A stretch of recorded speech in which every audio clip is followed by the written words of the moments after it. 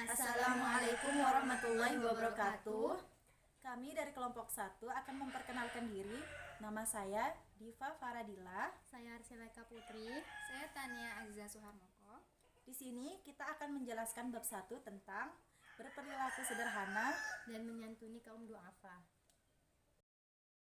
Hidup sederhana adalah perilaku yang disesuaikan dengan kebutuhan utama. Kebutuhan utama seperti makanan bergizi, tempat tinggal, pendidikan, dan kesehatan dalam keluarga. Manfaat hidup sederhana, yang pertama, lebih bersyukur atas apa yang dimiliki. Yang kedua, hidup menjadi tidak boros dan bisa menabung. Yang ketiga, hidup lebih tenang dan bahagia. Contoh hidup sederhana: tidak pernah berlebih-lebihan ketika menggunakan pakaian, makan dan minum seadanya, berbelanja hanya sesuai dengan kebutuhan, menggunakan barang hanya sesuai dengan fungsinya saja, tidak mudah terpengaruh oleh tren dan hal-hal yang viral. Adapun surah Al-Furqan ayat 67 yang berbunyi, A'udzu billahi minasyaitonir rajim. Bismillahirrahmanirrahim.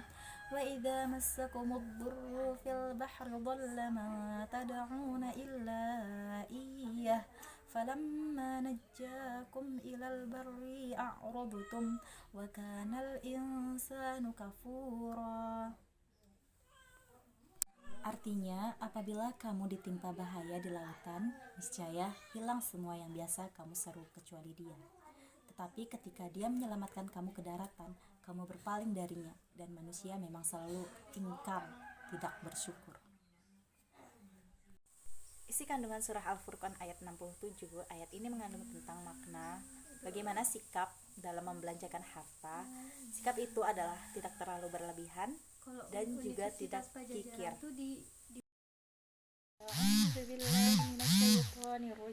Bismillahirrahmanirrahim. Wa atizal qurba haqqahu wal miskina wa ibnas sabili wa la tubadzir tabdzira.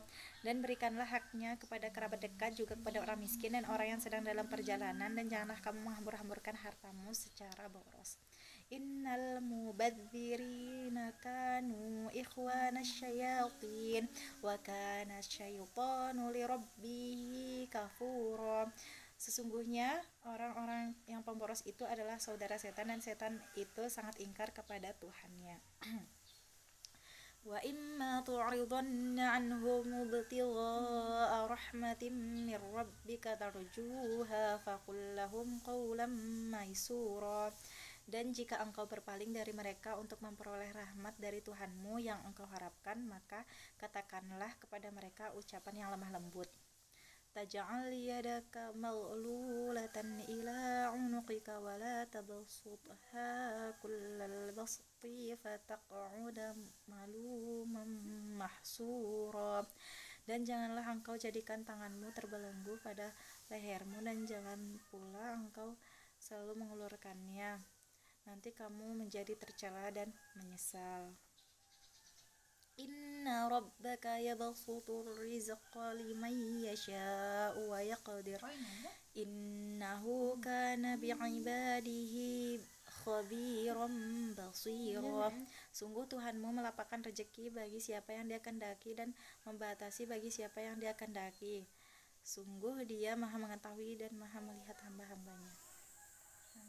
Isi kandungan surat Al-Isra ayat 26-30.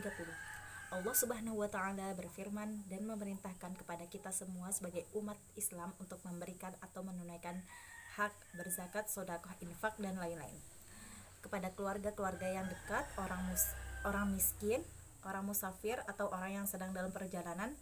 Dalam ayat ini juga berisi tentang larangan bersifat boros, karena sesungguhnya pemboros itu adalah saudara-saudara setan, dan setan itu adalah sangat ingkar kepada Tuhannya.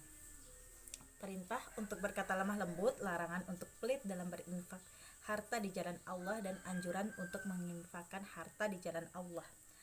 Isi kandungan surah Al-Isra ayat 30 adalah menjelaskan bahwa Allah Maha berkehendak dalam memberi rezeki kepada siapapun dan sesuai kadar kebutuhan yang telah ditetapkan. A'udzu billahi minasyaitonir rajim.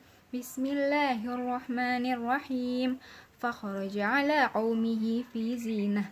Qala alladhina yuriduna al-hayata ad-dunya ya laita lana mithla ma utiya qarun innahu ladzu hazzin azim. Dan adapun artinya, maka keluarlah Qarun kepada kaumnya dalam kemegahannya dan berkata orang-orang yang menghendaki kehidupan dunia, moga-moga kiranya kita mempunyai seperti apa yang telah diberikan kepada Qarun. Sesungguhnya ia benar-benar mempunyai keberuntungan yang besar. Wa qala alladhina utul ilma wailakum thawabullahi khairul liman amana wa amila shalihan wa la yulaqqaha illa sabirun. Berkatalah orang-orang yang dianugerahi ilmu, kecelakaan besar bagimu, pahala Allah adalah lebih baik bagi orang-orang yang beriman dan beramal soleh, dan tidak diperoleh pahala itu kecuali orang-orang yang fakhasafna bihi wa bidarihil arda fama kana lahu min fi'ati yansurunahu min dunillahi wa ma kana minal muntasirin.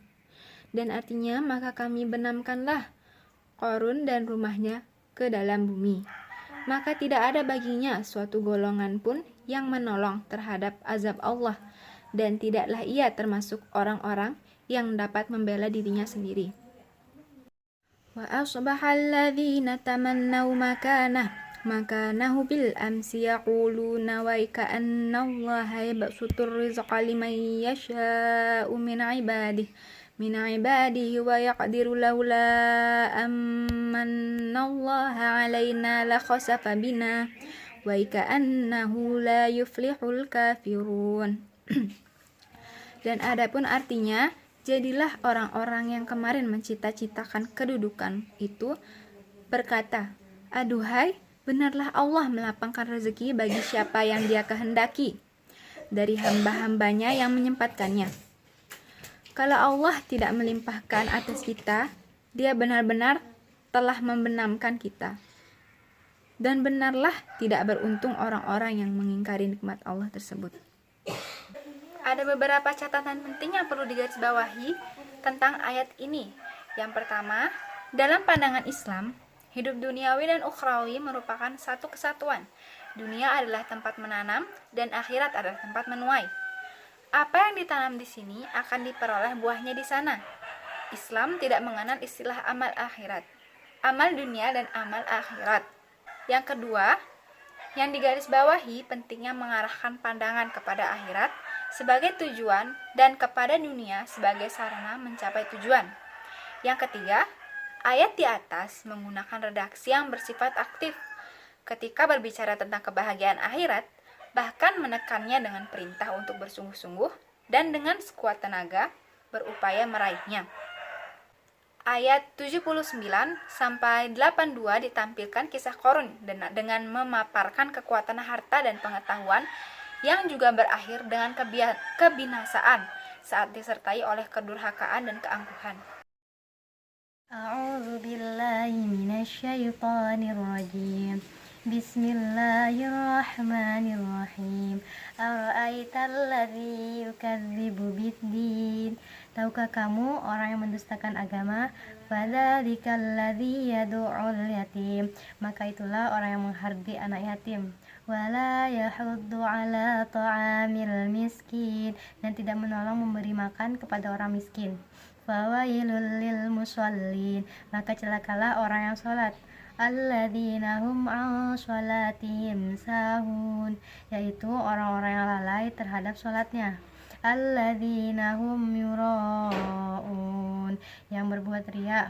Wa yamna'unal ma'un, dan enggan memberikan bantuan. Kandungan surat Al-Ma'un ini berisi tentang siapa saja orang-orang yang mendustakan agama, yaitu orang yang menghadi anak yatim, orang yang tidak memberi makan pada orang miskin, orang yang lalai terhadap sholatnya, dan orang yang suka berbuat riya. Perilaku buruk tersebut pasti Allah akan memberikan balasan yang setimpal, di mana orang tersebut akan celaka. Bagi orang yang lalai dalam sholatnya, tujuan mengerjakan sholat untuk dipuji dan tidak membantu orang lain, maka Allah akan memberikan hukuman. Sedangkan Allah akan menerima sholat orang yang ikhlas.